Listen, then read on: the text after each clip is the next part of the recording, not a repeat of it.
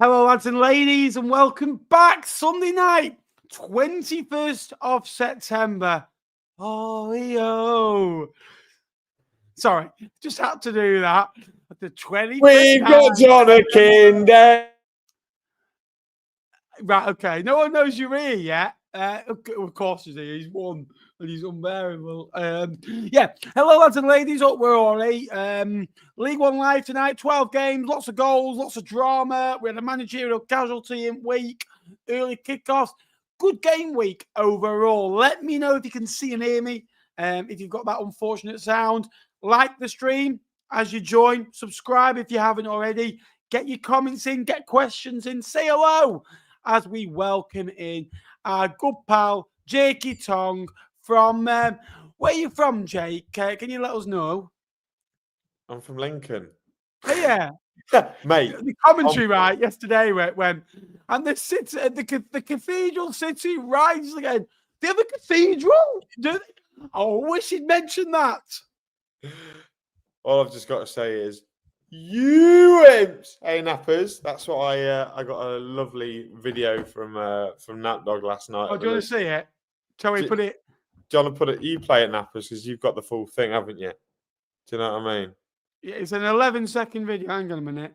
So I may have missed a Fleetwood game for Lewis Capaldi last night. For the first time in 7 years, by choice, I didn't go to a Fleetwood game. However, hang on.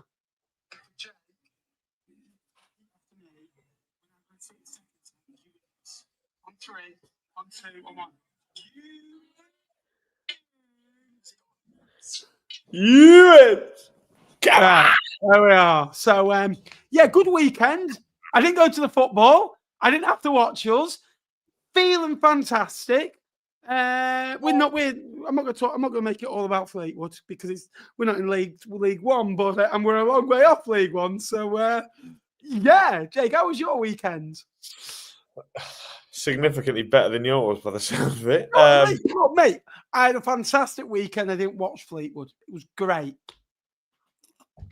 How was my weekend? My weekend was good. I met up, obviously, with the early kickoff on Saturday. So I met up with Lewis, who is a Luton Town fan. I don't know whether he'll be watching in the shadows tonight. I think he's a little bit disappointed, a little bit embarrassed from yesterday. But yeah, met up with him for a pint.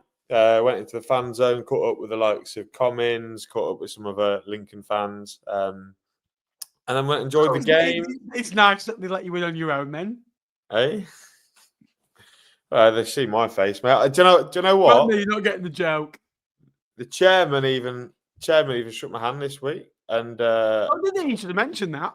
Some exciting news coming for the Lincoln podcast in the next couple of weeks, which will be really exciting. But yeah, no, good, mate. Came back. I had a very nice sausage ragu from M&S with some garlic dough balls. You've changed. With some Percy pigs, courtesy of my auntie. I was about to say you've not bought M&S. I can't afford M&S, mate. I've got a load of Aldi ready meals in my fridge. But yeah, no. Then I caught up on my content, watched everyone's videos, and then today I've spent being productive, done the ironing, tidied up. I've got some exciting news, hopefully around I don't think this will be my last League One live in this flat, but it could well be one of my last League One lives in this flat, which is exciting. It could well be your last League One live if you keep winning games of football. Yeah, when we get to the Championship, I'm going to be too good for you, mate, and just focus on. I might go and join Wardy on the Championship Chat podcast. Yeah. No, it's good. It's good. Yeah, no, it's good. I've had a nice weekend, mate. It's been good. I'm looking forward to a week of work, and then look. We've got a good week this week for me, Ben. Not only am I not really in the office 5 days this week, which is fantastic, but obviously we've got the World Champs in town on Tuesday night, which will be really, really exciting. And then one of my favourite away days next weekend in Peterborough United, and I'm going on the train and getting hammered. So, yeah, good work, good stuff, mate. I've got lots to look forward to, which is nice. Is that before you get your annual hammering by Peterborough? You're gonna... Yeah. I'm looking forward to the train journey and then the beers in the pub before, but not the not afterwards. So yeah, we've got a really tough game against Colchester. Look, they're hard to beat. They draw a lot of games. So when we inevitably draw 1-1, that'll be the thing that gets thrown. Then after that, who have we got after that? Cheltenham, who will have a new manager in place. It'll be difficult. The bottom of the league. Then it'll be Harrogate, who are difficult League Twos. And then when we draw every single game, it'll be all right. Ben, I apologise. I just have to. Do it. I just have to do it for our friend Mr. Gill. I'll do it for you. Gilly, we've broken him. Shambles gap. We've broken him. It's fine. There we are. He told you it wasn't sustainable. He's told me. He said it wasn't sustainable. I was only joking with him, right? I wasn't being serious. I put it on mid-table at the start of the year, and yeah. Anyway, night 4 of you in chat. If you haven't already, please give us a subscription, because over half the people that watch these live aren't subscribed, and we're so close to 18,000 subscribers. So we need a big push. So a big push tonight. Camera shy person just in the comments. Look, someone that's camera shy in the comments. Hello, mate. Okay, pal. I bet he's on the beers, isn't he? I bet he's had a great weekend, even though they've lost. It's gone. Come on. Yeah. Well, like I say, so I went past Horwich Parkway on the train yesterday to a lot of delighted Bolton fans that got on the train that had a little chat with me when I was on the train to Manchester, and a lot of few disappointed Wigan fans who have been spoilt going to that ground over the last 10 to 11 years. That is Bolton's first victory at home against Wigan Athletic, I, for one, would hate to be a Wigan fan this weekend as Bolton Wanderers finally put the game. You changed your tune. You're a big Wigan fan. If Bolton did the same to Bolton, but Wigan, I'll be doing the opposite way, don't you? Yeah, of course you are. Yeah. Yeah. I'll be all Barry Winters. Go on, Barry. And now it's Hello Fans Zone podcast. How are we? Talk to me. So Bolton Wanderers 4, Wigan Athletic 1, and Marcus Forss 2 goals in the game. More goals than he scored his previous 32 games combined. Great to see him back on the scoreline. And again, really poor against Wigan in recent years. Just 1 win in 9 games prior to the last 2 meetings. Bolton putting things right. And for me, I thought they were absolutely outstanding yesterday. I mean, everything they did, they were high energy, high press, got in Wigan's faces. Every time there was a loose ball or Wigan had the ball, Bolton were at them and were in the faces, and they were quick, they were tenacious, they got the ball forward, they got crossed into the box, they asked questions. And when they played under Ian Evatt, they were in these games, they were soft, they were flaky, they were slow, they were sluggish. They tried to build on things. They tried to walk the ball into the net. It was frustrating to watch. Steven Schumacher made his football suited to the derby, suited to a high-energy, high-press, emotional game. And you could see it was 2 Scouse managers, 2 decent teams right at it. I thought Thierry Gale was outstanding again yesterday. Forss, Burstow, absolutely brilliant. They've got a new lease of life. I think this Bolton side, when you look through it, the young guns. Burstow, excellent goal from outside the box into the corner. Thierry Gale shone once again. He's gone under the radar because of Cozy Dewberry, who again looked bright at times yesterday. They've got a real bright spark now, and I feel that the team they had lost its spark, lost its mojo, and what it's been replaced is by young, hungry, available players that want to prove the worth, excited to play for Bolton Wanderers and getting right at it. 4-1 against Wigan Athletic. Unbeaten in 8 now, Jake. 3 wins, 5 draws. All those 5 draws, all 1-1. But you look at it, points away at Leyton, Orient, Blackpool and Barnsley are all solid points away from home. It was the points against Reading and Lincoln, which we touched on, but they're now starting to beat teams. We said the hammering was coming because of the way they were playing. They scored 3 against Wimbledon. They scored 4 against Wigan. Bolton 4, Wigan 1. Bolton were absolutely excellent, weren't they? Yeah, I'm sure our friend Dave Nash and the rest of the Bolton fans are particularly happy with yesterday's performance. But yeah, I do agree with you. I think Bolton have got the spark back. They've got a bit of personality in this team, haven't they? And I do like that. You mentioned that the front four, I thought Marcus Forss was outstanding, playing slightly off Mason Burstow. But what I like about Marcus Forss, and you can tell it for his second goal, he just gambles. He always constantly takes that chance, and he thinks the defender's going to mess up. And I mean, for the 4th goal, I mean, I don't know what the 2 lads at the back are doing for Wigan, but it is a calamitous goal for that point of view. Bolton were fantastic going forward, like you say, electric. But the game was won and lost in midfield. Rotherham was simply outstanding. I've had lots of text messages to tell me how good Ethan was yesterday, which doesn't surprise me, to be honest. He's a very good footballer. Keeps Bolton ticking over, and he's growing into that role now, which is fantastic for him and fantastic for Bolton fans. I did feel like Ryan Lowe maybe got this wrong tactically a little bit. I thought there were a couple of subpar performances in there from Wigan.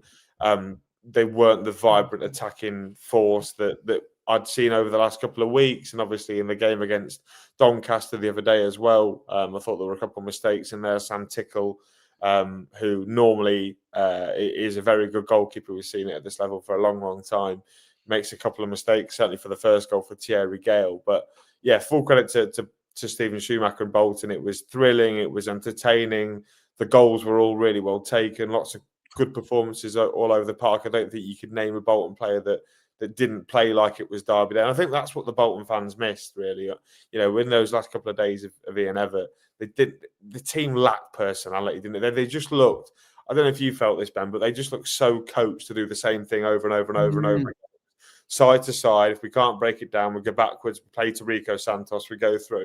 But this Bolton team are all about taking risks and taking chances, and that's particularly what I like. And when it comes to a game against a team that are very front-footed themselves in Wigan, they can look very good, because a game against a basketball, against Bolton, you're simply not going to win that game of basketball. So, yeah, fair play to Bolton. They were outstanding. Wigan, off day for them, absolutely. I'm certain this Wigan team are going to be a good side. They are a young group. It is a big day. Look, whether Bolton fan, whether you like to tell Bolton though. Yeah, I'm not saying but I'm just saying Wigan are a particularly young side, and I think it's a big day for them. It's clearly the biggest game of their season, certainly for the supporters of Wigan as well. So, yeah, I thought it was a lacklustre performance from Wigan, but I think they will get better. But Bolton that was Bolton at their best, and I don't think anyone is going to stop Bolton at their best in League One, certainly this season. I mean, you say Wigan are a young team. I think Bolton's oldest player is 27, Frito Joseph, so they're a young team as well. I thought Bolton yesterday were really good when they didn't have the ball, and they remind me of when they beat Fleetwood 3-1 a couple of seasons ago. They scored 3 in the first 35 minutes. What they did well that night was, as soon as the ball came loose, they got the ball out wide, cross into the box, and they asked questions.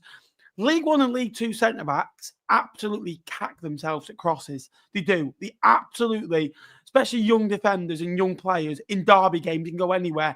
They ask questions of that Wigan team. And like you say, they cracked yesterday. And it really felt like they played within the atmosphere, 25,500, which was reduced to 23,000 after half an hour. And that says everything you need to know about Bolton Wanderers reform. It's right, though. It's right, because, look, it's absolutely right, because that's what Bolton did to Wigan Athletic yesterday. Wigan, we speak very highly on this channel, and they've only got 2 points away from home this season, 5 games. And I think that's so undeserved, because you look through their performances away from home. The Lincoln game could have gone either way. I think they both had chances to win it 3-2 with 10 men. And then you look at the Leyton Orient game, they weren't great, but again, first 10, 15 minutes, they were okay. The Rotherham game could have had more from that one. The Luton game, I thought they were very unfortunate to lose that game of football. So they've been in games away from them, but they played some tough opposition, and they've had a solid enough start. Bolton, there's a really good question how they did to be. I still think with Bolton, there is that odd, which there is with every team. You're in League One for a reason. These are young players. I still think that with Bolton Wanderers, I think that you look through the fixture, you think maybe someone like a Huddersfield away on the Thursday night, there's a 1-0 defeat in there. And I don't think that, but there'll be defeats in everyone. And I genuinely think now they started to score goals. I said to them, I'm a big believer of, all right, then I'll give you an example. When the team is conceding X amount of shots per game, and you say that they are conceding shots, and the answer is, well, they're not going in, are they? Eventually, they find a way to go into the back of your net, and it's not sustainable to keep them out. Right? I'm not mentioning names. Look at you. Go on, Ben. Get in there and make it all about Fleetwood. Go on, Ben. I'm not mentioning it. I could be on about Burton. Yeah, I could be on about. You're not. I could be on. I'll tell you what. Doncaster. They've got the lowest XG in the league. They're not scoring goals now. There you are. Not making it about Fleetwood. Anyway, Falco's is nice, isn't it? And I'm a big believer when you're creating chances. And yes, you can't, when you're not playing well, not winning is a thing. But with Bolton, you just knew they were going to hammer someone. And you just knew, I said I could see a 4-5-0 coming because that's the way. When it goes right, it just drops. The penny drops, and all of a sudden things fall into place for you. And but then Bolton will have these stay where I think they'll have 30 shots and score 1 and draw 1-1 against Peterborough next time out. So yeah, it's a great victory for them. It's, I look through the squad now, up front 4 of Cozy, Dewberry, Force, Gale and Burstow. I think Mason Burstow has done really well since coming in. A lot of their talent, though, you have to say they're on loan, which I think that whole front 4 are on loan. Cozy, Dewberry, Force, Gale and Burstow, which is the only worry you'd have. Gale's not on loan. All right, then, right, the front 3 plus Gale, who they brought in. And then Ethan Ryan's on loan from Lincoln until Lincoln can afford to get him back. That's what it is. No, that's on me, yeah. But the other 3 are on loan. But they've recruited really well. Other than that, permanently, you think of the likes of Simmons, who was excellent yesterday, Arahan, excellent yesterday. It was just a superb victory for them. And look, Wigan had 1 shot on target, scored it, Paul Mullen, and he's 1 goal closer to his head. Yeah, he's one goal closer to his double digits of goals. I said to you that he'd get. He's currently on course to 15 this year if he carries on at that rate. Cardiff 1, Bradford 3. I'll let you start this one. At what stage, Jake, do we say that it's not just momentum and not just waving that tide, the top of the league after 9 games? They beat Cardiff and Stockport away. They've beaten Wycombe, Luton, Wimbledon, and Huddersfield at home. They've gone away at Peterborough for 90 minutes. They were 1-0 up for late till late. Peterborough scored a late. Away at Northampton, and they've only lost 2 in 13 league games, both to Doncaster away.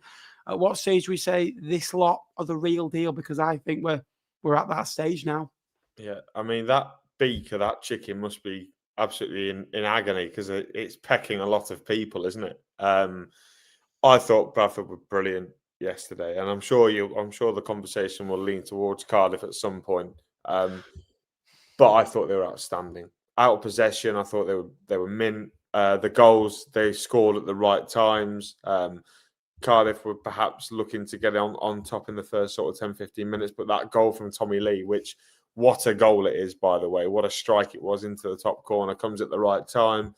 Again, there's a little bit of a reaction from Cardiff from the goal, but then they go and get a penalty, which for me, I don't think there's any arguments. I think it's a definite penalty. The foul on Sarcevic from Osho is pretty blatant. And then they come out after half time. You could maybe go 2-0 up at Cardiff, and better teams, good teams would sit on that and go, do you know what? Fair enough that we're happy where we are. Cardiff have got to come out. Well, then maybe see if we can get one on the counter. But that's not the mentality of this Bradford team under Alexander, which is really impressive. They go and get that 3rd goal through Josh Neufeld, whether it's actually a Josh Neufeld goal or whether it's maybe a Ryan Winterloan goal. I don't think a Bradford fan in that away, and yesterday was particularly fuss. But the consolation from Cardiff was pretty much the only sustained amount of time that Cardiff had in the Bradford area. They were brilliant yesterday, Bradford City.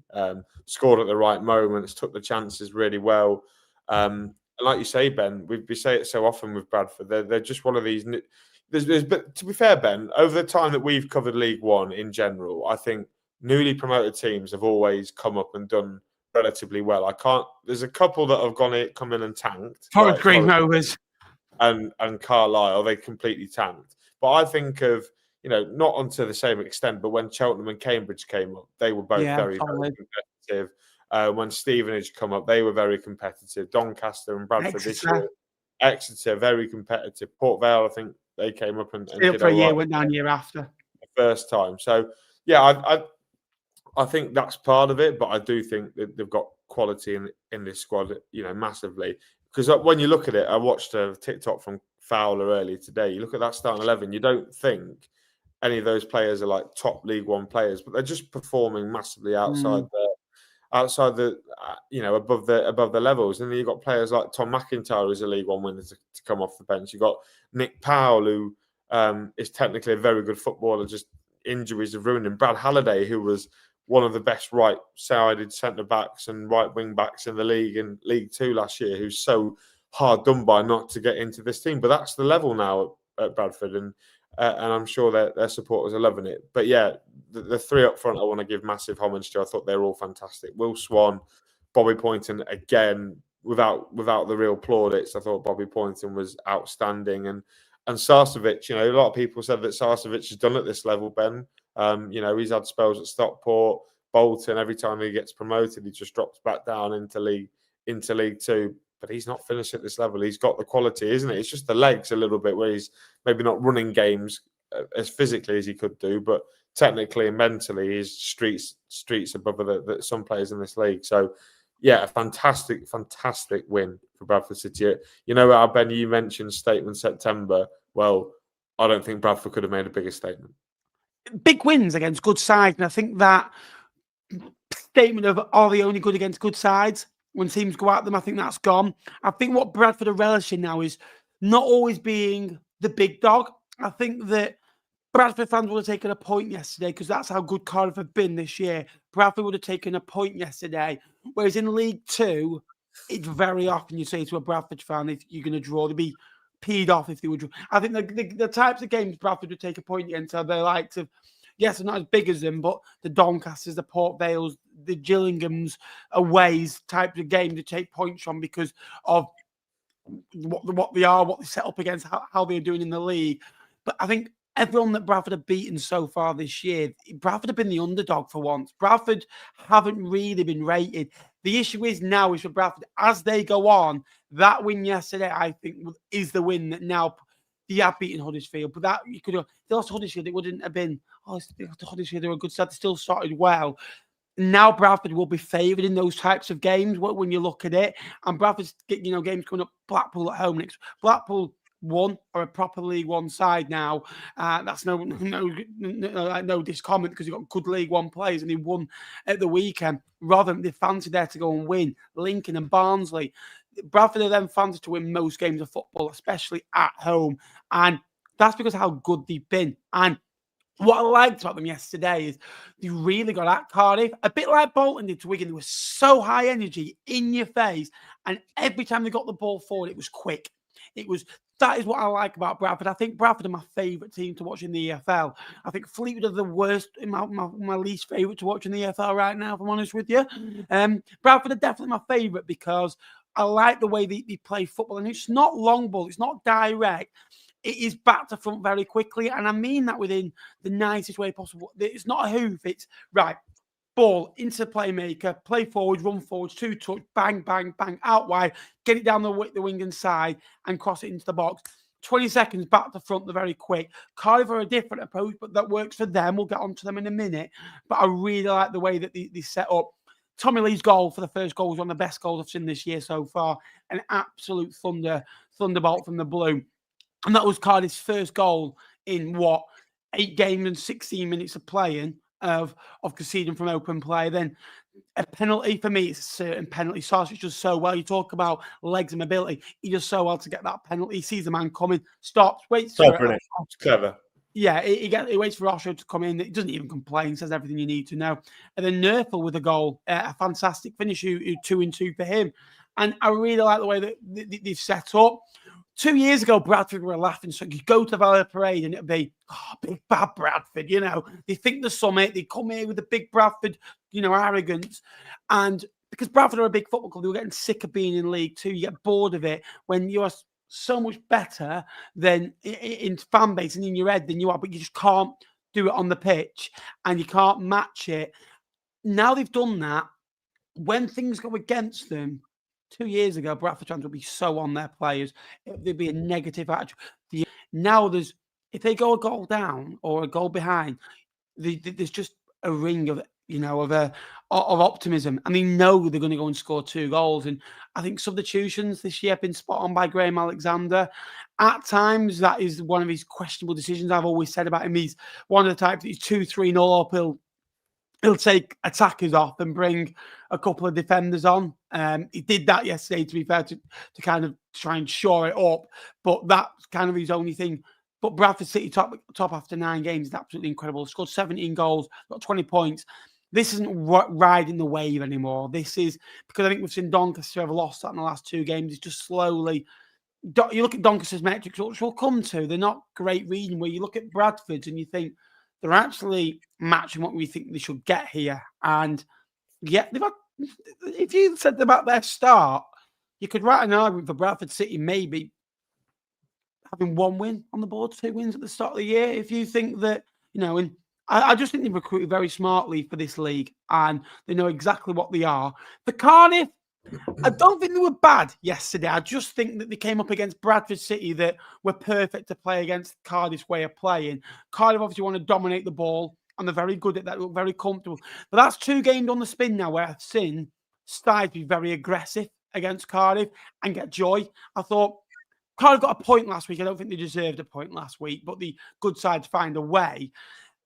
You look at the statistics-wise, shots on target, it's very similar. But you watch the game and you think Bradford were good money for the victory, really. When you 3 up, big moments, Bradford, didn't they? They had all the big moments. Yeah, and then the second half, Cardiff come into it a little bit. Where do you make this Cardiff side? Because we're always going to have setbacks. They still only conceded 5 goals. Most of Bradford were a really good side. I think the next 3 games for them are massive. But if they can bounce back from this, I think they need this, Cardiff, because it's been very much a honeymoon period for Brian Barry Murphy. They needed a test, and let's see what they're made of now, because you need a bit of a problem to see how you bounce back.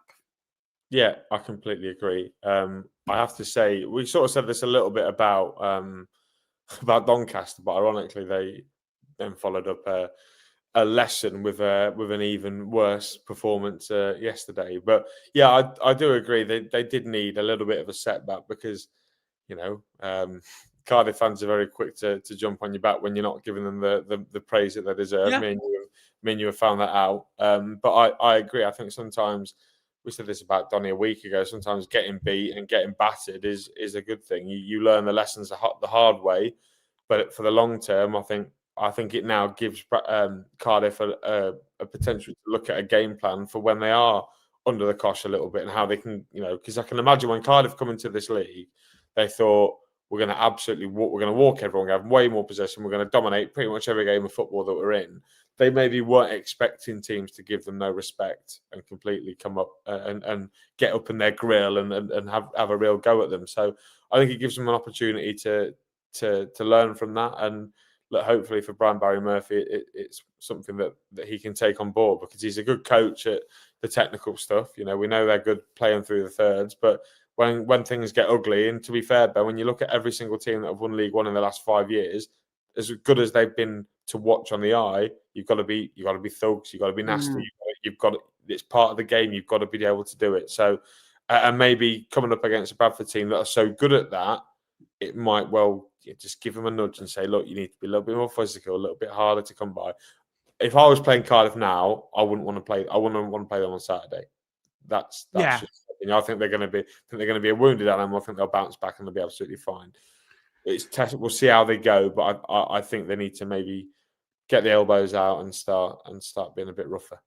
I think that's exactly what I've been saying. I got absolutely abused for it, of Cardiff, and I want Cardiff to succeed, and I just thought at times they will be tested like that. And it's nice playing this pretty football, but you need to battle, you need to compete, and they have been doing that. To be fair, they showed glimmers of what they were about yesterday, but Bradford just bossed it. And I think Bradford are more comfortable in the skin right now than anyone in the division. It's a wrong time to play them, and their home form has been impeccable. And away from home, they're just pecking everyone inside, aren't they? So it must be about something about that meme. Right? It must be like, oh, here we go again. And that I think is better than more by the Tigers. So 115 in the chat. If you could like the stream and subscribe, we're 160 away from 18,000 subscribers. We need a big surge. If you could subscribe, that would be appreciated.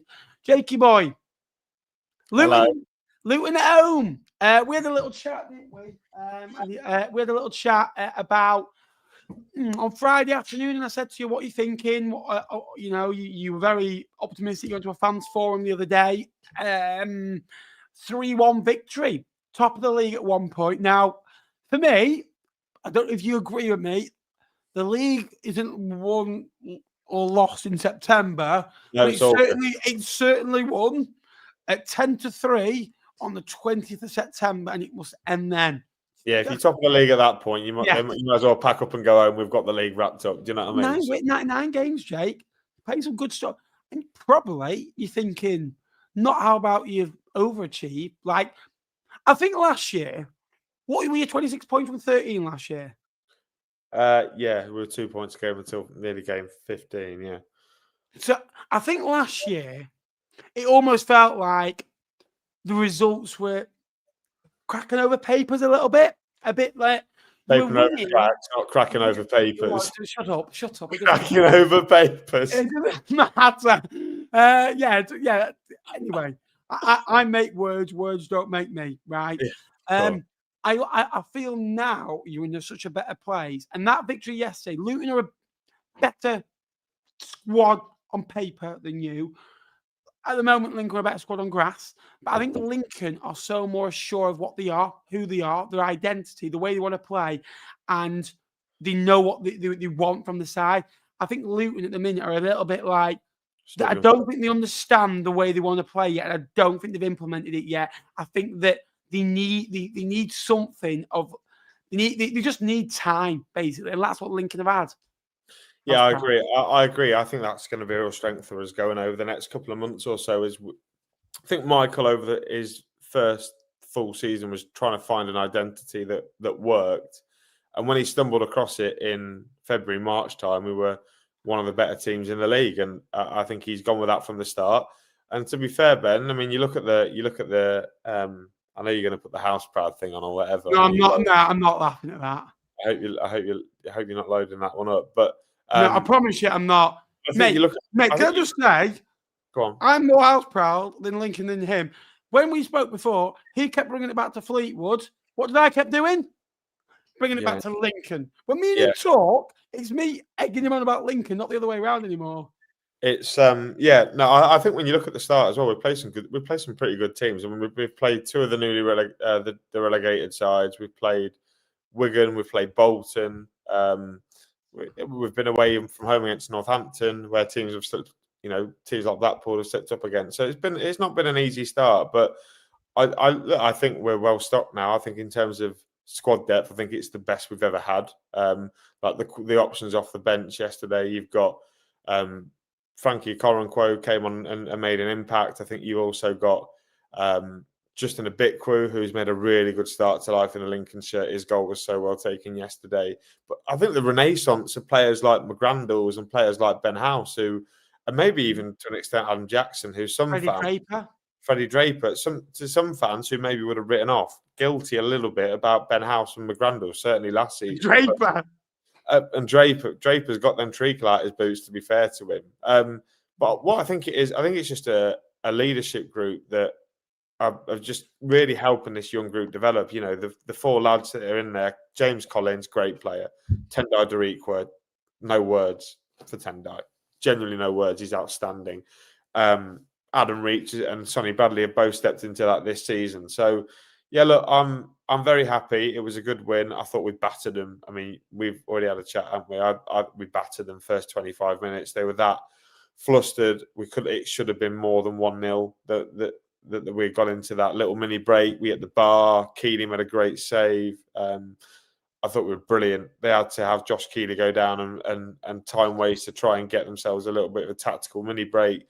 After that, well, a little bit. Yeah, they did a poor farming, as I like to call it nowadays. But yeah, they got themselves back into it a little bit. Yeah, do the goose. Love the goose. Farms. He loves doing the goose. Does our Farms. Yeah, and then they got back into it. They have opportunity. They got quality players in that team. Ted Mengi was a United kid who's played in the Premier League. They've got Jordan Clark's played in the Premier League. Melina Callie's a very good player, but not a wing back. Naki Wells and Jerry Yates up front. Last time I saw Jerry Yates in League One, I was having nightmares at Wembley Stadium, mainly, which wasn't great. But yeah, and then after that, second half, they got the goal back, which was a little bit fortunate. It would have been a bit of a robbery if they got something out of the game. And then we just stepped it up a gear, made the changes. But massive credit to Ben House mainly, scored two really good goals. Conor McGrandles as well was outstanding. And yeah, I think everyone played the part. I thought they were brilliant. It was a real statement. Obviously, we went top of the league at the time. Not that it matters now. We're only in September, but look, 18 points from 9 games. We've got a nice little run coming up now. Peterborough away, which will be difficult on Saturday. Now they've won a couple of games. Then I think it's Exeter. Hopefully, that Bradford game will get postponed for internationals. I think mainly to stop their momentum a little bit, maybe. And then we've got Stevenage at home, which we guarantee 3 points because I know Farley's watching. I thought I'd just guarantee 0-0. No, mate. Early kickoffs are not at 0-0s anymore, mate. 3-1 yesterday is for an early kickoff, which was unheard of, by the way. I think we had 3 early kickoffs last year and they all were 0-0. So, but yeah, look, I'm happy. It's been a good start to the season. The football's good. The players are all good. I'm just waiting for a crippling injury crisis to start making me a little bit more depressed. But yeah, look, I can't complain. Everyone's playing really well. The manager's got the fans on side. And look, we're unbeaten at home. We played really well away from home this year. And the most important thing, Ben, is that gives us the opportunity to win games. We score first in games 9 times out of 10. Yeah. I think 10 of our 11 games this season in all comps, we've scored the first goal. It'd be 10 out of 12. We've played 12, I think, 2 in the cup and 1 in the Virtue. Yes, yeah, so we've pretty much scored first in most of our games. Bar Wimbledon and Wigan, and that gives you a great opportunity to get in front and win. But look, very happy. I'd like to hear your praise about Lincoln, but I do want to come on to Luton eventually. But yeah, let's hear it for Lincoln. 38 minutes in, by the way. We've not even finished our third game. I think we're going to pee a few people. No, we'll go longer if we need to. I just want to ask you a question before I get onto it. And I'm not trying to set you up here. For me, no, I'm going to ask it. For me, football is all about dreams, belief, excitement, and you bouncing into work on Monday, feeling good about your football club, thinking you can't wait to go to the football on Saturday, right? And Lincoln may not be the biggest or the best. They have got the best cathedral, but the best on the pitch, they might not be the best. Right? Yeah, best. I think you got the best of it, but you may not be the best. You don't expect to get into the playoffs. You don't expect to win against Peterborough at the weekend, right? You don't expect it to carry on like this. But quite frankly, you right now, the way things are going, you believe in your club that there's no reason right now. Yes or no, you can finish inside the top 6. Yeah, of course do. Yeah, because we know. Yeah, like you say, the beliefs there. We know what we are, and we're good at it. For me, so many football clubs in League One don't have that, and I'll be honest with you, I don't have that about my own club anymore. I genuinely don't, and it's so nice to hear. Yeah, I love this, and I love this, and the players are great, and I see a way of playing. We're getting and it's good to see from someone doing that. When you do that and you believe in your side, anything can happen. The sky is the limit for Lincoln this year. I genuinely mean that, because I genuinely think they've got good players. They might go through bumps in the road at times. They might go through difficult periods in games. But when you don't have hope and you don't have dreams, that's when I think you struggle as a football club. And Lincoln, in the last 2 years, I think there's been too much of a niceness about, Lincoln have got a small budget. It's okay. We'll finish mid-table. And as fans, you get chalked off. Lincoln's budget hasn't been mentioned this year. Lincoln go toe-to-toe with the big guns. And the well-coached, the well-drilled, good players.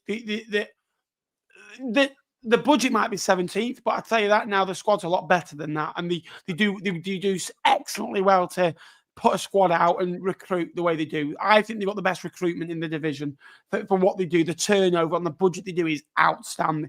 Other teams have budgets and have pulling power. At Lincoln, it's a little bit harder location-wise. It's hard geographical. It's just hard historical-wise. And Lincoln do excellently well. It's nice to see that you believe in your side. I genuinely wish a lot of others believed in theirs, and I believed in mine the way that you do right now in yours. Look, you say about the first goal in games, that is important in League One, League Two. First goal matters. I think over the years, Lincoln would be mentally weak. I think at 1-1 yesterday, I reckon 12 months ago, you are sat in your seat. You think you lose at 2-1 or 3-1. Yeah, Yesterday, you said to me, you went, you always believe. I bet you, right, from when sides do well, the mentality at Lincoln would have been, get the ball, keep playing, let's go. It was. First time, straight from kickoff, we went up the other end and had a shot, and it went over the bar. So it tells you everything. And that's what good sides do. That's what really good sides do at this level. And I reckon if you went 2-1 down yesterday, it would have been get the ball out the net, keep playing. That is the right way to play football. And you've also another thing. Your home form was diabolical for so long. If you are not good at home and you don't win games of football at home, Lincoln have always been an away side. Yeah. You've lost 1 in 12 now at home. You've won 7 of your last 12 at home. You win half your matches at home and you draw half a dozen.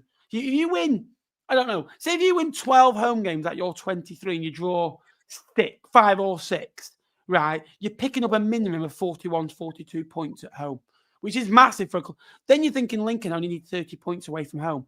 You're thinking Lincoln maybe need 8 wins on the road, 6 draws. You simplify it. We've already got quite a lot of them. Yeah, so, look, I've got full credit for Lincoln. I think Luton are a good side. I think that you can see what they're trying to do, but I just think that they're at the start of it. And I think that in 12 to 18 months, I think they'll maybe pass Lincoln in passing because they've got the capabilities to do it. And right now, Luton are kind of, say Luton's capabilities are here. I think Lincoln are seeing out what the maximum can probably do. Luton are way below what they can do. And I think that we need to see a bit more coaching time. We need to see a bit more. I don't think going up this year will be right for them. I think that they just need to get back to basics, stop the flow, and then start, competing again. But Lincoln yesterday, outstanding. You imps. There we are. If you're new to the channel, please like, please subscribe. On our 4th game, and we're 44 minutes in.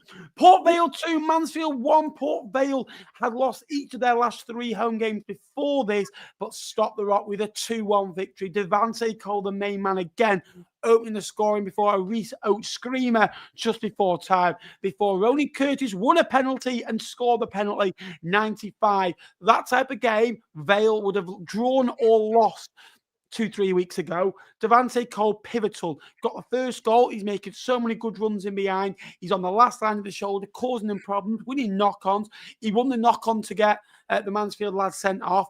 I said something, I made a comment, I didn't think it would be a good signing. From 3 games in, I can categorically say, never listen to me again. So far, he's proven his worth. He does always start well and fade.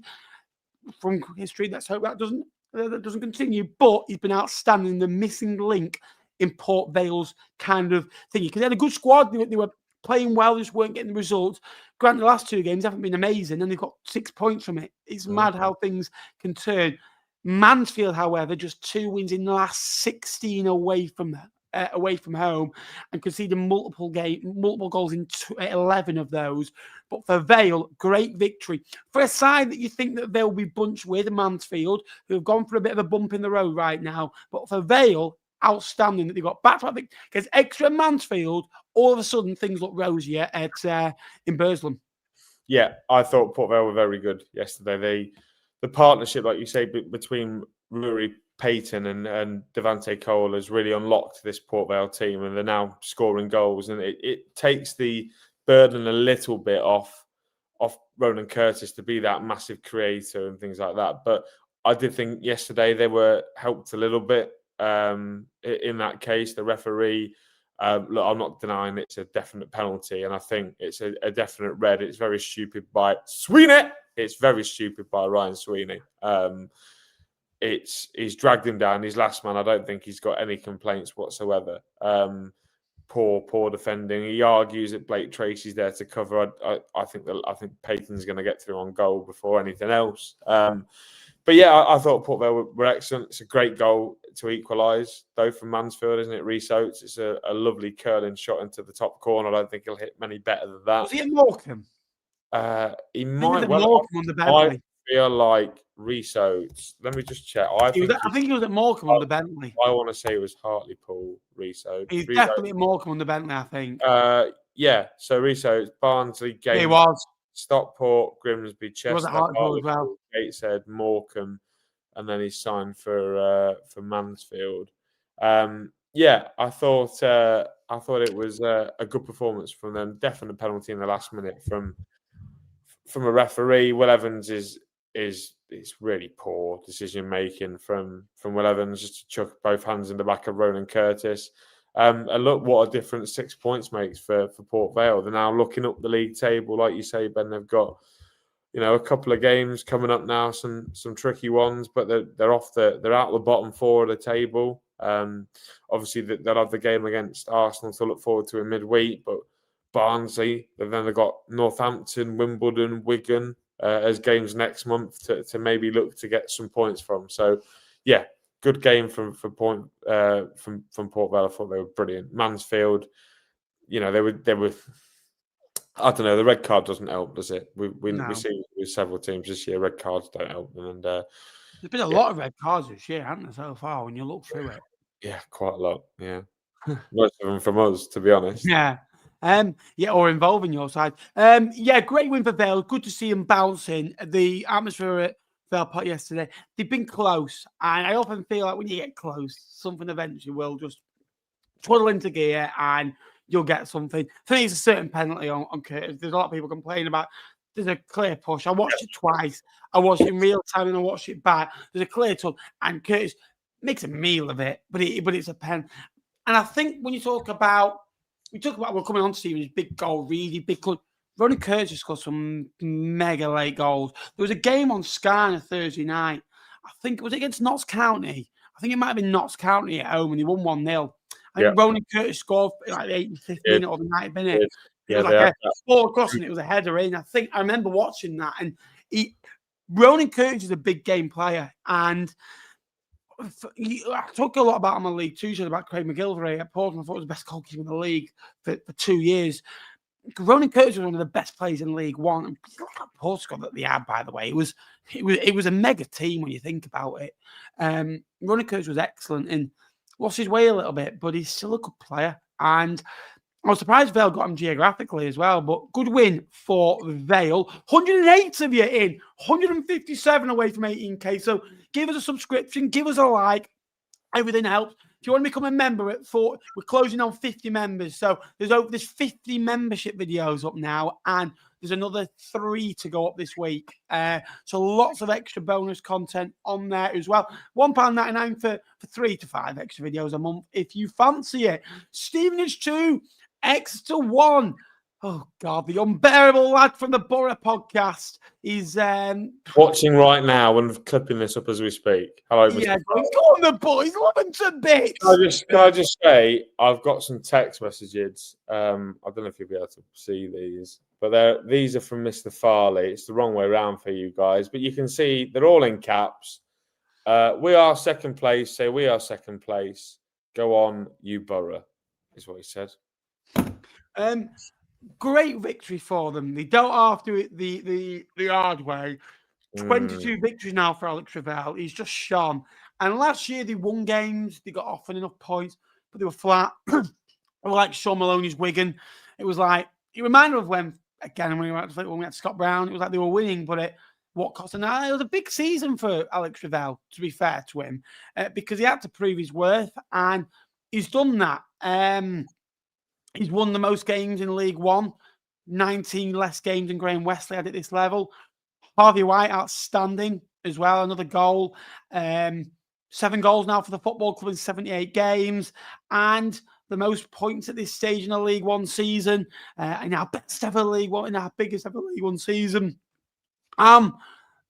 Not surprised that Stevenage are doing so well, because they recruited smartly in the summer. They didn't go and buy outrageous players, but they just recruited. And you look for it like Dan Kemp, Kem Campbell, Bez Labala, Big Goal Reedy, Harvey White, John Hutt. Something like Farley could list it off like one by one. They got Butler at left back if we're going back to the past. And you think about who they're beating at home. Exeter should beat, really. Wycombe, when they were, you know what I mean, they played them at the right time. Northampton and Rotherham. So they are 4 sides, you think, that Stevenage should be beating at home. No, not taking anything away.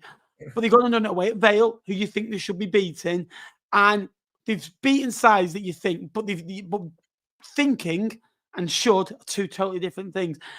I feel a lot of things in League Two when I'm watching certain games, and it doesn't always happen. They're hard to beat, they're hard to play against, and they hardly concede goals. Look, Exeter, to be fair to them, in the first half, and yes, they got at them, had shots, were brave, and had a bit more of a go. And I saw a bit more from Exeter than I have in the 4 away games that they played prior. I thought they were tedious, although they beat Wycombe. Other than that, they've been flat and they've been honking away. They're okay yesterday. I just said they showed more yesterday than they have done in the other 4 games. That's what I was saying. I think that they were a lot better yesterday, but they didn't get the result. And that's, League One football. McGuinness again, scoring goals. He's been a big player for them, Josh McGuinness, and he will be at 35. If he can get 12 goals from him, it's a good year for them. It's just that period now for Exeter. If they can play well, they need to pick up points, playing well. And I'm just worried now till Christmas is where Exeter normally do poor. They've lost 3 of the last 4 games at this level with the team they played. The issue is with Exeter, they're not drawing. I know it sounds mad. If they could have drawn that yesterday, been on 10 points after 9, would they look better? They've lost 6 of 9. Yes, they've won 3, but they need to find a way of, instead of losing, drawing. And then their issue might be drawing instead of winning, but you're still constantly picking up points. If they keep losing, they're going to get sanked in it. They just got a point now and again instead of losing. They stay afloat a little bit. Look, Huddersfield, Lincoln, Reading, Stockport, Plymouth to come. 5 big games, tough games. Exeter need to get a win. That Reading game I look as a big one.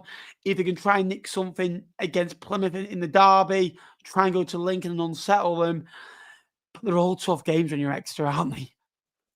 Yeah, that run like you mentioned is particularly difficult. But yesterday I thought they were okay. Like you mentioned, they created opportunities. They made Philip Marshall keep Stevenage in the game. There was a point where after it had gone to 1-1, I think McGuinness has literally stood on the line and he somehow doesn't scramble it over, but fair play to Philip Marshall, he keeps it out. But yeah, I thought they were better. There were more positive signs from a Stevenage point of view yesterday, I felt. An Exeter point of view, rather. I felt some big performances in there, mainly Josh McGuinness, but Niskanen played all right. I thought Danny Andrew at left back was all right as well.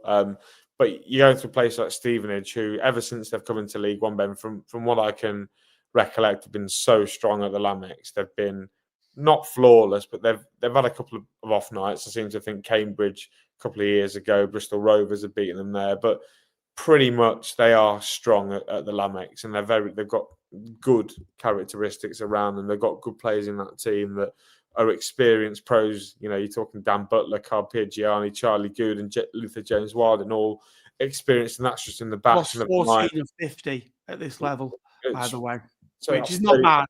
36 results out of 50. That's not a bad effort. 123, drawn 13. But I think every player in that team, maybe bar the likes of White and Campbell, who are still early in their career, have got real Football League pedigree and experience, and I think that's what Ravel's just added to really nicely. They've recruited more technical players, haven't they? You talk about those forward-thinking players, Labala, Campbell, and Jamie Reid. You think all very technically sound for this level. And yesterday, Harvey White, like you mentioned, excellent free kick that flies into the top corner.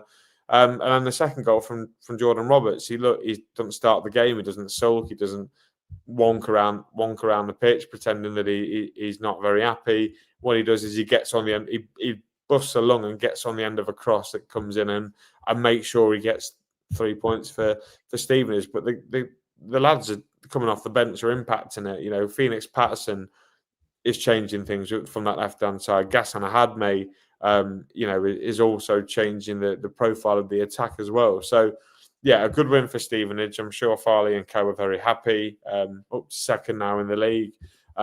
I'd be intrigued to see. I know Stevenage. I'm just going to check on them actually.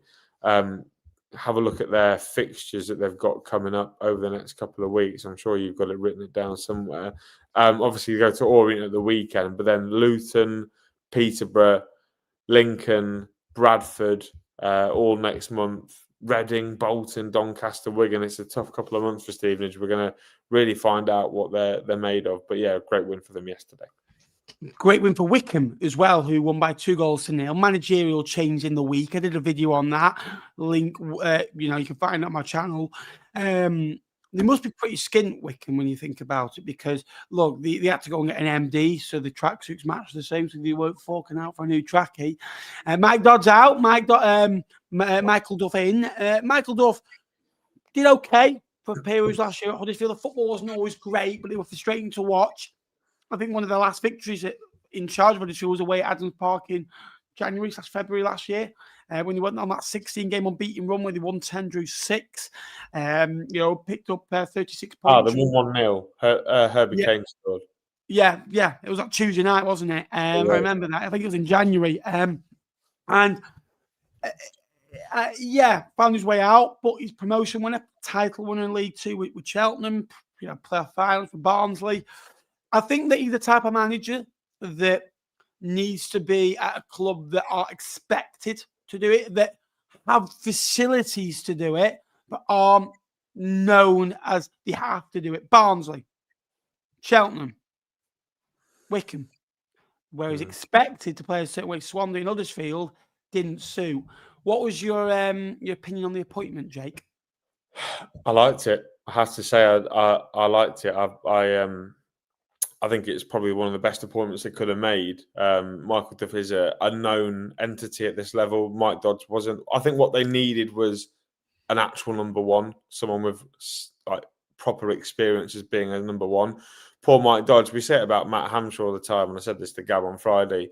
Mike Dodds very much an arms around the shoulder, like you say. Let's try and get you back in the team. That sort of head coach. It's very difficult when you have to be the one making the decisions. And I thought the decisions that he was making were to no effect of the team. Whereas Michael Duff is, I think Michael Duff is someone that will tell you the truth. I don't think Wycombe fans got that in post-match press conferences with Michael Dodds. He says it how it is, even if it upsets people, and I think Wycombe fans will like that. But for me, this is way closer in the Gareth Ainsworth style era, I think, coming up for Wycombe, rather than a Matt Bloomfield, Michael Dodds era. I think Wycombe are maybe stripping back of what they want to be for now and becoming a really functional team under Michael Duff, and I think he'll make them that. I think he'll make them hard to beat at Adams Park. I think that's going to be a nasty place to go again for a lot of teams. Michael Duff teams were very strong at home, weren't they? That Barnsley team were very good at Oakwell.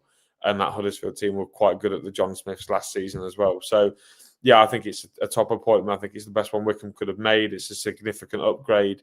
And for me, Wycombe recruited well in the summer. Data-wise, they brought some interesting names in.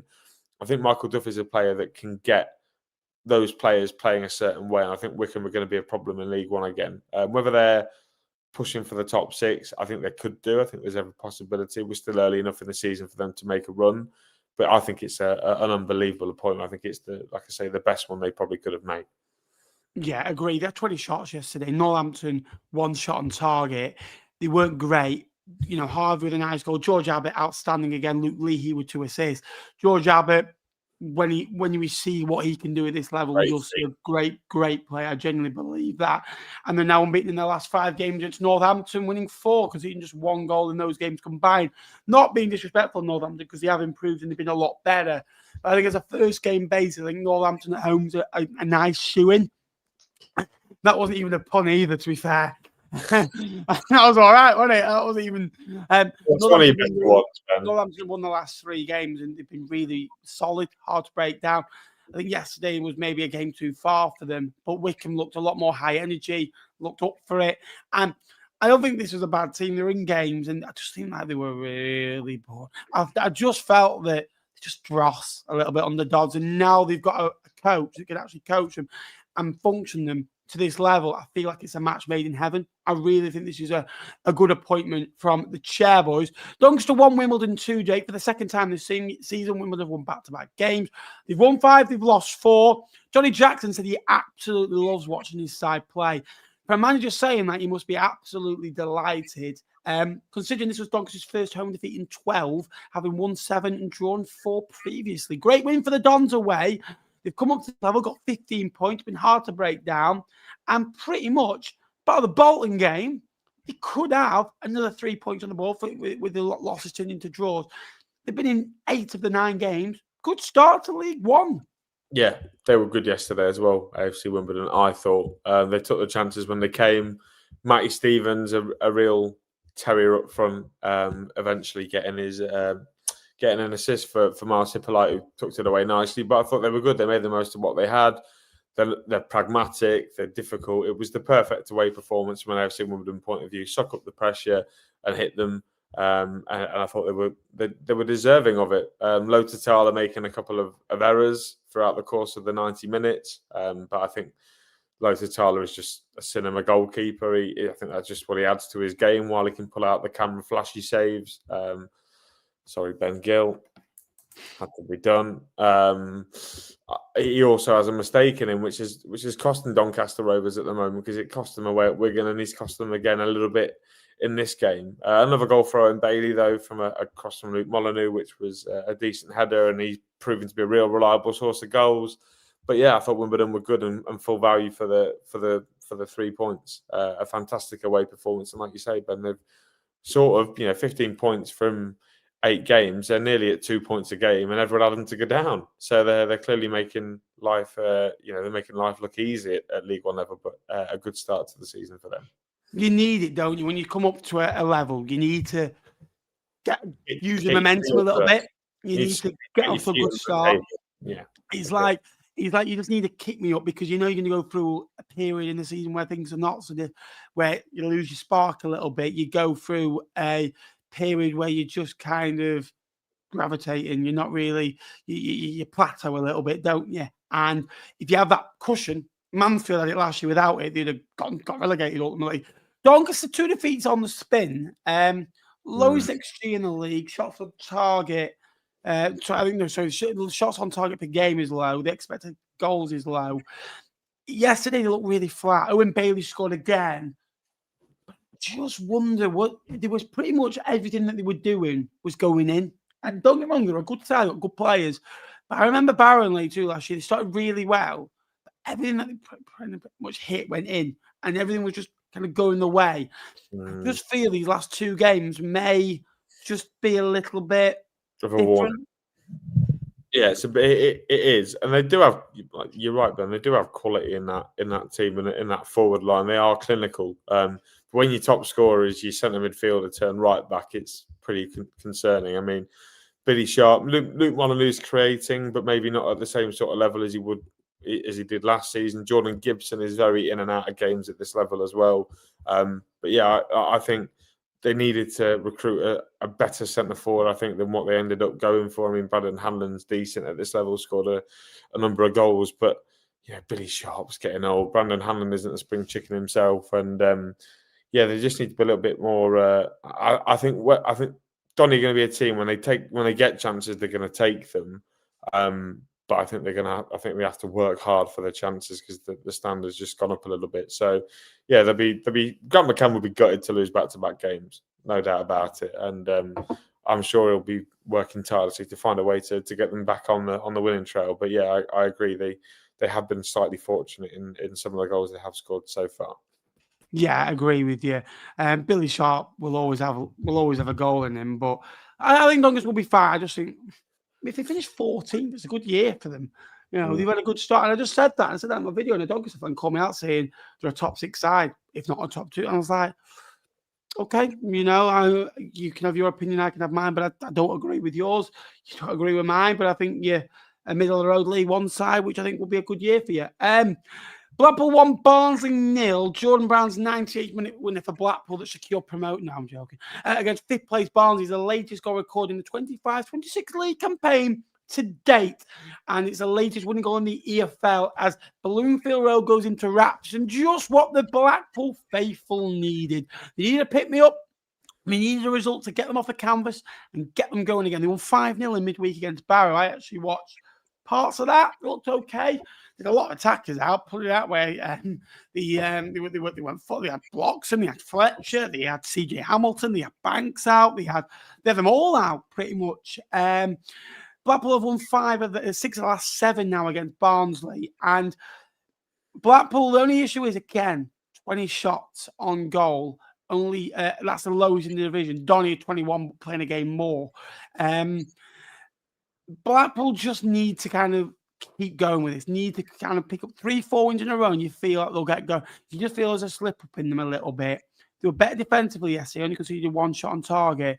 Lovely goal by Jordan Brown. I thought the goal was excellent. I thought for someone that I've slagged off quite a lot in CJ Hamilton, I thought for the goal, he did really well. He was tenacious and did so well.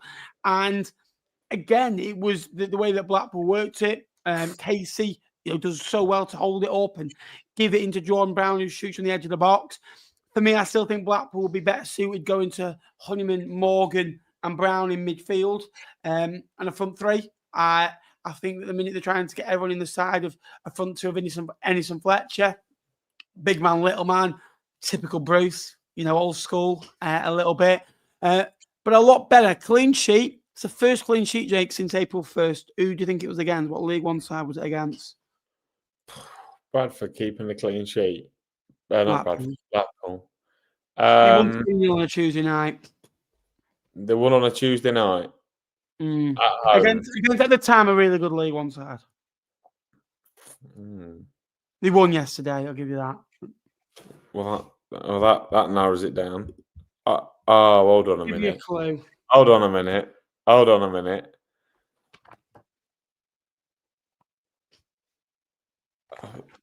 You're reading a book. Reading. Reading. Hold on. We got there. Reading. Told you. I knew the answer to that one. It was a bit of a get out of jail free card, wasn't it? That like we expected this one, and it comes in right at the end, and it sparks some great scenes. To be fair to the Blackpool fans behind that goal, I said it last year, didn't I? They are probably, bar Lincoln, the best home fans in League One. They create an atmosphere like almost no other. They were fantastic, and I thought it was an attritional game. I thought Barnsley did have their moments in this game. Haven't seen the highlights back. There were a couple of moments. Keeler Dunn drags one wide. David McGoldrick has one where he probably should do better from close in. There was a penalty appeal from them as well, but I think there was a penalty appeal from Blackpool that was waved away as well. They had shots on target, way better in terms of the stats when it been from Blackpool. Shots, more touches in the penalty area. It looked like a more positive side, and it was the pressure eventually told, and they got a win, and it's a good win because Barnsley have been very good this season. They're a team that are, before yesterday were won over 2 points a game. So it's a bit of a statement win for them. It gets them off the market. It's another win at home for them, which they'll feel is an important thing to do. So, I think it was a good win for them. I still want to see that on a more consistent basis. That's a problem with Blackpool this year. They've been good, then they've been rubbish. So if they can be good for a couple of weeks, then we'll maybe reassess Steve Bruce's position. Stockport. We mentioned how poor they are, but they're so close to the playoffs now, and they probably should have 2 more points after Cardiff last week. But a good away performance, Carl Wharton getting the goal. Rotherham are just, I don't know. They remind me so much of Wigan and Stevenage last year. They're naff. Are they that good? They're naff. They are naff. And Matt Hamshaw hasn't been backed. If Matt Hamshaw wasn't a Rotherham fan, I think he gets a bit more critics. Personally. If Matt Hamshaw's a Rotherham-born lad, he's been in the academy, the homegrown talent, it worked out with Warney. It's not on him. Should never been given the job, in my opinion. Because I think maybe that's harsh. I think the squad isn't that good. They have 1 shot on target. They've been solid at home, to be fair. But even through it, they're just, you know what I mean? I don't know what I get from a Rotherham now. Stockport, though, are solid enough. Don't get me wrong. 2 wins in 7. But again, that's not Stockport stat. They've only lost 2 in those. Can they get going again, Jake? Stockport, do you think this is the start of the wave of the momentum since Kelly still going to Plymouth? 4 points from 2 from Rotherham away, Cardiff at home. I do. I think this Stockport team will just slowly click into gear again, and and we'll see them go on a bit of an insane run maybe before Christmas. Hopefully it ends on Boxing Day. But yeah, the squad that they've got, fantastic. I mean, I don't think this was maybe their best team that they could have put out. But, they brought on the likes of Mothersill, Jaden Fevrier came on, Nathan Lowe still yet to really make an impact. Malik Mothersill came on and then went off again. So I think this Stockport team are slowly getting through the gears. I think they're getting better. Although, like you said, I don't think they were vintage yesterday by any stretch. I thought they were, from Stockport from last year standards, I thought they were quite poor, but they took the chance when they got it. It's a really good ball in from Ollie Nord and a fantastic header from Carl Woodson, who's such a reliable source of goals. We seem to be saying that quite a lot this week.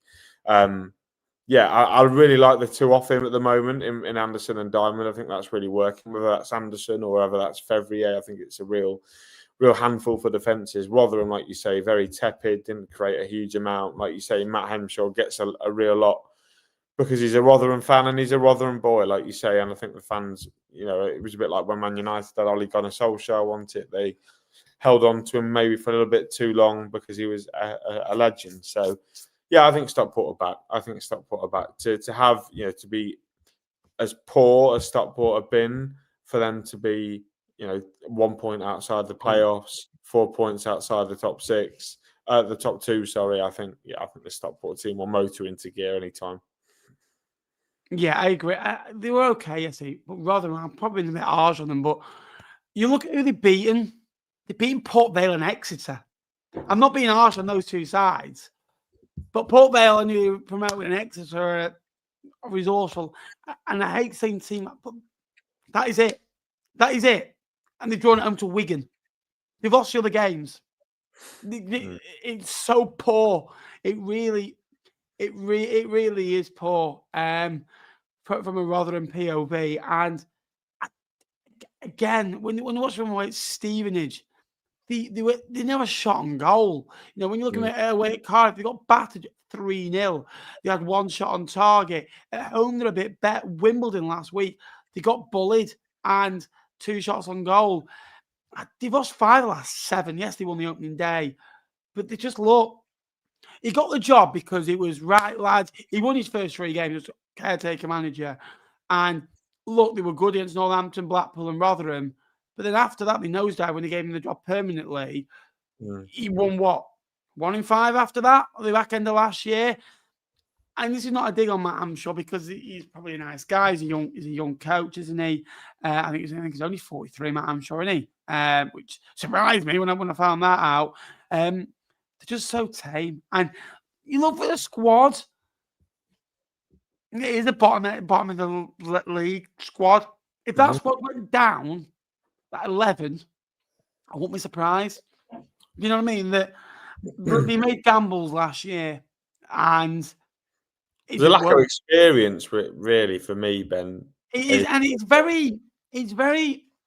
I don't know the right. It's very messy, and it's like it just feels like 5 out of 10s all over the job. I don't feel there's flair. I don't feel there's excitement. I don't feel there's organisation. You look at Stevenage, I think they've got a nice blend. I think Lincoln have got a nice blend. I don't think Rotherham.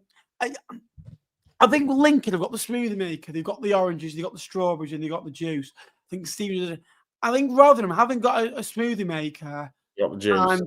And they've just got a couple of oranges right now and a bit of wet melon. Do you know what I mean? That's it. And they're just a little bit off it for me. They're a bit like wet melon. No, I completely. Like I say. Yeah, I said that about Stockport. But I agree with you, mate. They're rubbish. They're absolutely rubbish, aren't they, Rotherham? So, and I'm not surprised. I don't think it's a hot take to say Rotherham might go down this year. They've been really, really poor. And the gates as well. I mean, Rotherham United, 8,700 people there yesterday. And I could tell you that now. They've not been getting that. A significant number of those people in attendance yesterday would have been Stockport would have took what 1,800, 2,000. I reckon 4 or 5K were in the ground yesterday.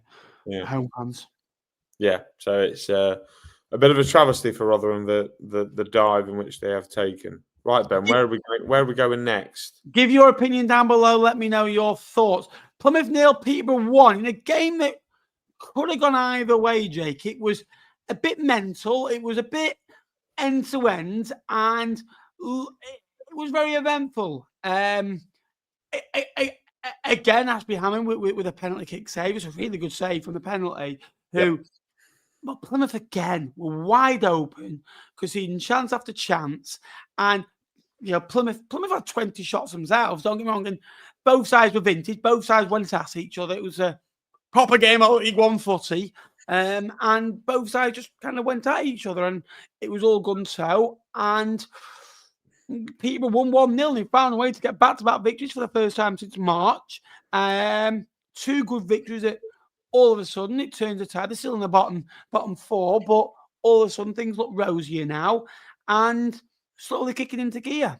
Case of 2 keepers, this one. I know you mentioned the penalty save from Ashby Hammond, but the goalkeeping yesterday from Ashby Hammond for the goal is really poor, just to push it straight back into Jimmy J. Morgan, who's made a good impact at Peterborough United. He looks like a real talent from Chelsea. But you compare that to Alex Bass, who made save after save after save yesterday. Some really good ones. A top one from Laurent Talai, who pretty much felt like he was doing all the heavy lifting himself from a Plymouth perspective going forward. All the chances were falling to him, but he just couldn't beat Alex Bass, who is a really good signing for Peterborough. He's a very good keeper for Wimbledon last season. He's been good at this level previously, hasn't he? Alex Bass, Pompey, Sunderland. So, yeah, I think I think that was the difference yesterday. Peterborough.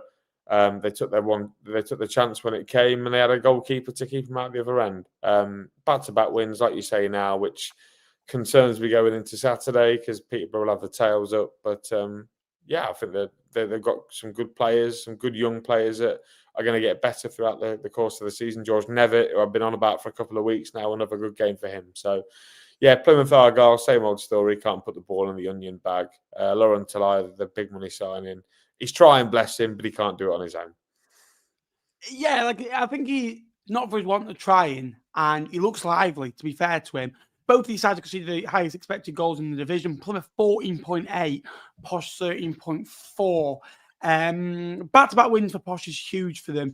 For Plymouth, I think it's going to be a middle-of-the-road season for them, just resetting, regrouping, and going again. And I feel like next year will be a lot stronger for that, where they know what they are, they know the league, they can add players to the squad, and it's a bit of they have to add a certain amount of players this year, and the next time we can add them again. And it's a bit of a tee up that you've got to wait for things to come in place. You think about 4 windows.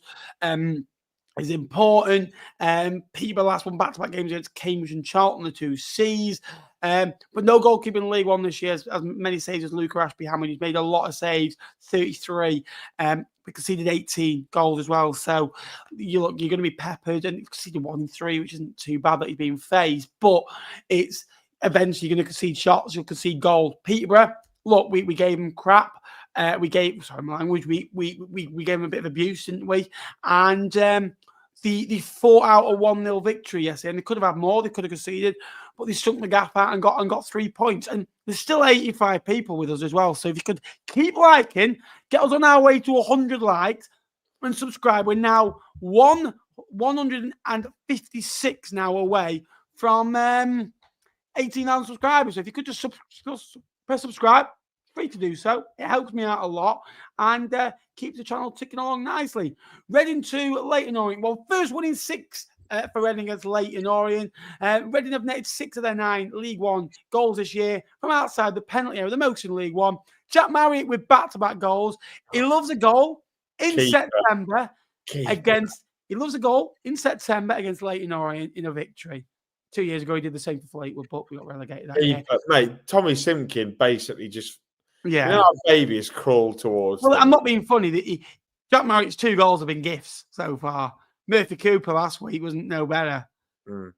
Poor keeping. But yeah, I thought Reading were good value, really. They had lots of chances. Tommy Simpkin did make some decent saves throughout the course of the 90. He had some good chances, but Liam Fraser's goal, ultimately the winner. I thought Idris El Mazuni's goal was well taken as well. Very similar to Ben House's goal. Curled it round into the bottom corner. Sorry, were we talking about Lincoln? No, but I just said it was a similar goal. Yeah, that's what I'm saying.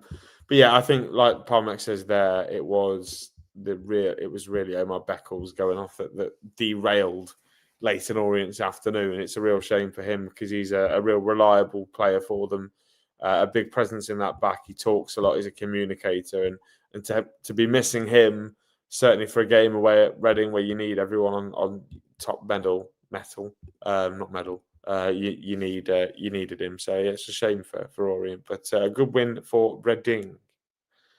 Yeah, good win, and Reading are showing flashes of things, aren't they? And you see it now and again. It's just finding consistency now. And Noel Hunt, poor guy, he's not been that bad. He's been talked about losing his job, and that's because I think that when new owners come in, all of a sudden things change a little bit, and you're not their man at the end of the day. Noel Hunt is a fan's man, and he got put in a possible situation last year. Sellers left, and can you take over? The club just carry on business as usual. It wouldn't have been many people for the job, but he's done well since going in. With Leyton Orient, I just find them a little bit inconsistent, if I'm honest with you. In the last 6, they've won 2, they've lost 3, they've drawn 1. They've conceded 50, and you don't know what you're going to get from Leyton. And to be fair, they're doing better than they normally do at this stage of the season, which I'll give them credit for that. But I don't see a 5-game winning streak coming from them. They've got good players, but I just feel at times that they struggle. Obviously, Beckles going off is a massive blow for him. Like we've just said, he is the core of that squad. And to be fair, Omar Beckles has actually, I think, got better as his career's gone on, if I'm honest with you. When you think about what he's about, Idris Al-Mazouni scoring his first goal back for the football club. Connolly shoots from everywhere. I just feel they're a team in transition right now, and they're going to have to time a run eventually if they want to do anything, if I'm honest with you. Last game, Huddersfield 0, Burton 0. Huddersfield had 15 corners in this one. Burton stood up strong, come away with a point, a clean sheet, and showed them what they were about. Alex Hartridge was in there, giving block after block. One thing I will say on Burton, and when you see sides, Burton are bottom of the league, which doesn't surprise me, but it's surprising me because teams around them have started winning and finding a way to win, haven't they? Plymouth have picked up a couple of wins, like the Blackpool won. Yeah. Peterborough won back-to-back games. Vale have won back-to-back. Exeter got a couple of, Northampton. So the teams around them have been winning that you'd expect it to be around them at the end of the year, especially. Some of those you wouldn't. When normally you see like a team at the bottom of the league and you think disorganised, you think messy, you think team in transition, don't have a structure, and you can get at them easily. One thing I will give Burton Albion, I think they're organised, I think they're hard to break down, they're resolute, and they compete, and they battle, and it's not for the want of trying. And when you've got that in your bottom of the league, you've got to. Hope. There's hope.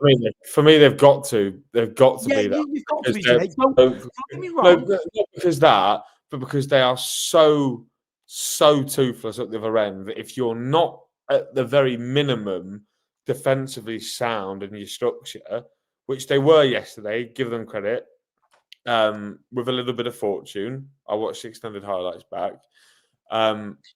There's no wonder they are where they are because they are so reliant on Charlie Webster to step in from midfield and score. They're so reliant from other sources of goals because Tyree Shade and Jake Beasley are not League One quality centre forwards. And when you have no League One quality centre forwards within your team, there is no hope. But to organise a team, Jake, it's the easiest thing you can probably do, to be fair.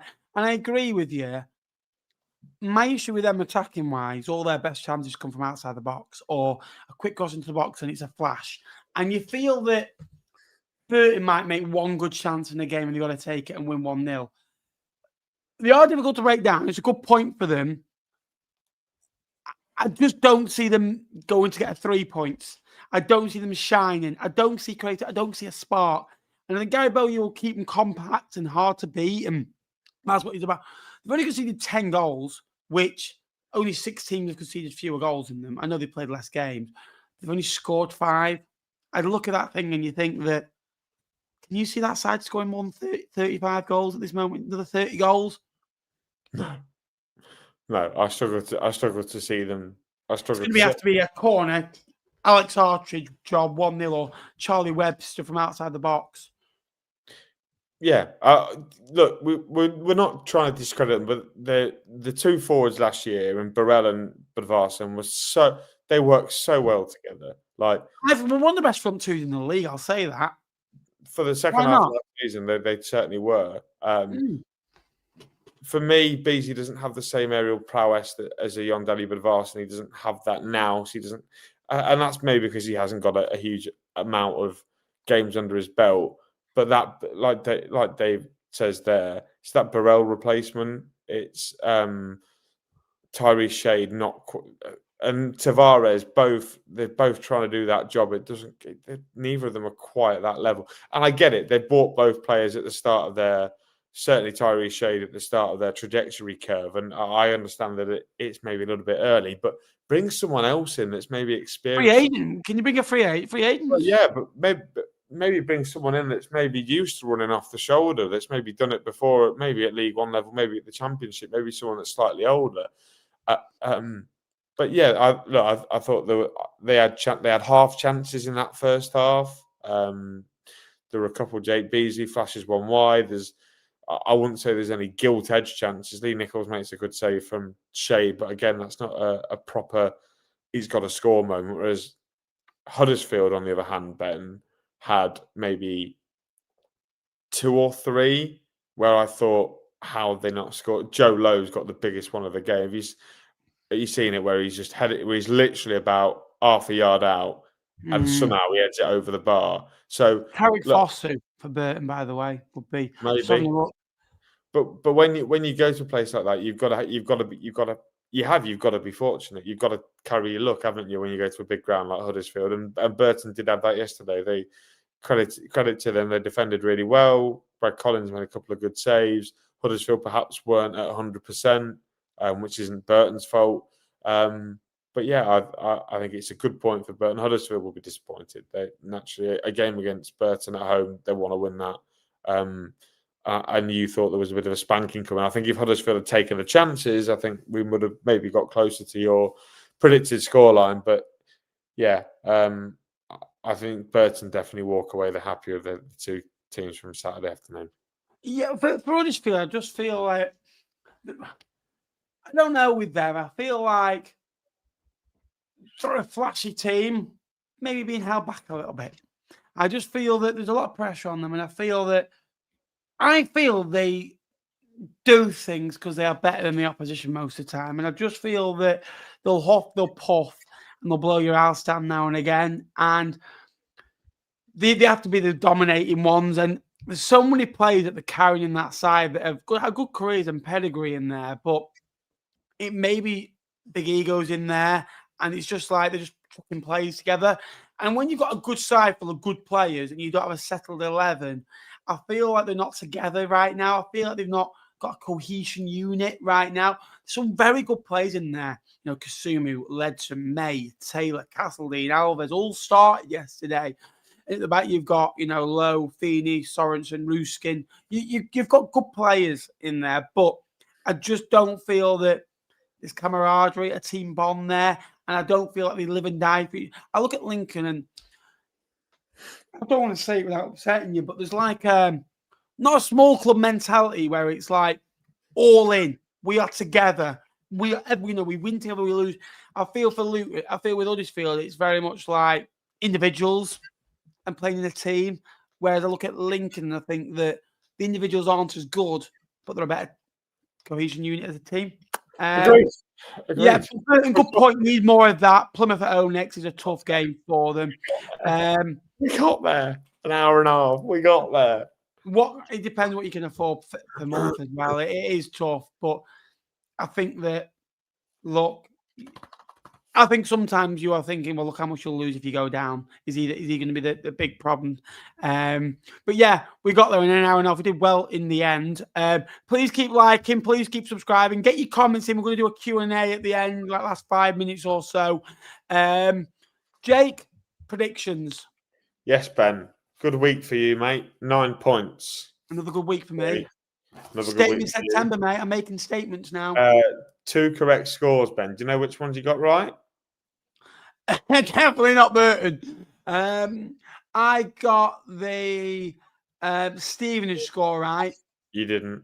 Wycombe scoreline. You got that one right. Vale scoreline. Nope. You got the Stockport. Stockport. Did I? Whereas I got the Vale score right. Right. I got 7. So that means, Ben, you are out on 62 while I'm on 56. So moving in the right direction, mate. Yeah, look. Yeah, for now. Right, should we move on to... I've done this wrong then, because I thought there were... Oh, no, I haven't. I've done this right. Game week 10 in League One. Start with you, Play Ben. along with us in the comments as well.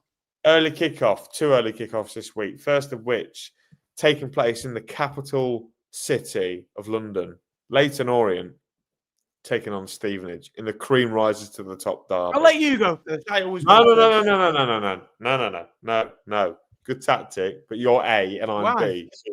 Because if we don't do Abab, we do Bar, and that just sounds childish. So we're doing Abab. Okay.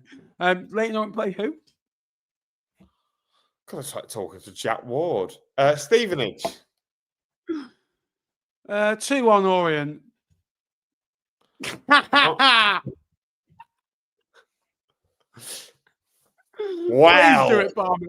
I'm not going to mention it again, but please do it. Well, Parmex, we meet again. Leyton Orient 1, Stevenage 1. 1 point each. Other early kickoff is Wimbledon versus Wycombe, Ben. I'm going to go AFC Wimbledon 2, Wycombe Wanderers 1. 2-1 Wycombe.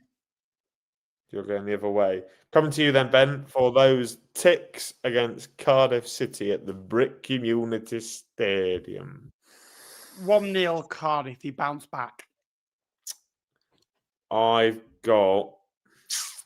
But this is the Wounded Soldiers FC, isn't it? Both Yeah, I don't see where Wigan don't score. Wigan 1, Cardiff 2. Good game week, this, hasn't it? You know, when you think about it, I'd say best game week so far. And I've said that every week, haven't I? Wigan 1, Cardiff 2. Stockport County versus Reading. I think Stockport build on it. Stockport County 2, Reading 0. Exactly what I wanted, you absolute toe rag. 2-1 Stockport. Ben, coming to you for my biggest nightmare ever. Down at London Road, Peterborough United versus Lincoln City. What are you going for? 0 Lincoln 1. You imps! Oh, my head and my heart are saying 2 different things. My heart says, yeah, well, it's as good a chance as we've got of beating Posh. My head goes, well, we never beat Posh, so don't go. We do, though. We beat them this weekend. You know, we beat them 5-1. Not you, we. Yeah. Oh, right. Dude, I'm loving that, isn't she? We beat them 5. Sue gone for 4-0 Peterborough. Jesus Christ. Not that again. No, she's going 4-0 away win. Screw it. I'm gonna go Posh 0 Lincoln 2. I'm gonna regret that. Northampton versus Bolton. I'm going. Oh, there he is. What do you go with in the end? To be fair, they'd beat us on aggregate because we won 5-1 at their. What do you go for in the end? I went for 2-0. Lincoln. Peterborough. Lincoln. Oh. Confidence. It's oozing out of my body, as you can tell. Mate, same with Michael. I love it. Northampton, Bolton for me. I'm gonna go Cobblers 0, Bolton. Bolton 2. 1-0 Bolton, I think. Screamed like a Cozy Dewberry winner. Coming to you for Mansfield versus Rotherham United.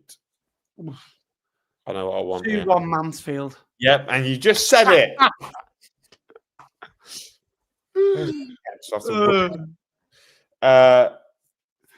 That was a no-brainer. The one that's never lost. This one never failed. Stags 1, Rotherham 0. It feels dirty giving Mansfield a win. Luton versus Doncaster. Now this is interesting. I'm gonna go Luton Town 2, Doncaster Rovers 1. Exactly what I wanted. 3-1 Luton. I'll one up you. Ben, coming to you for Exeter versus Huddersfield. I don't think we're going to go for the same here. 2-1 Exeter. You absolute mom. You can't say that. You can say that. You can't say that.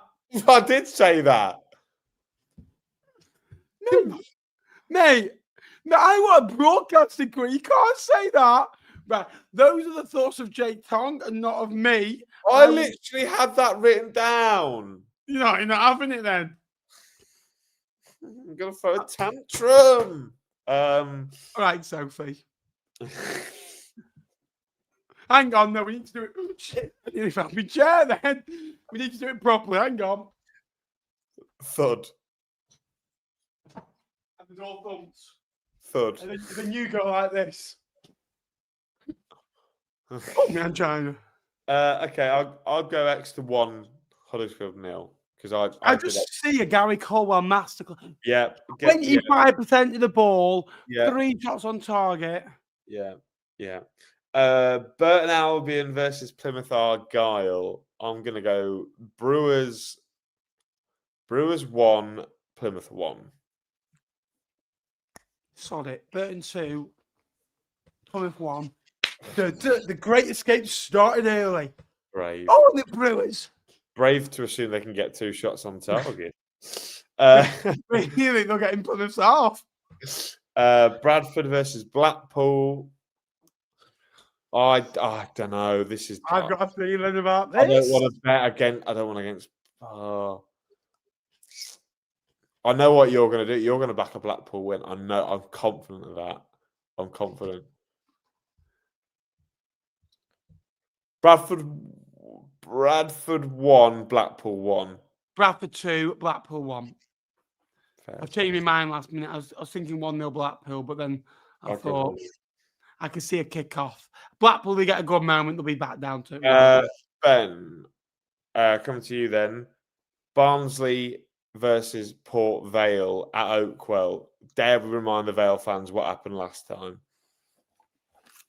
Do you remember 2-1 Barnsley. It was 7-0 last time. Yeah, I'm going to go for just the 6. No.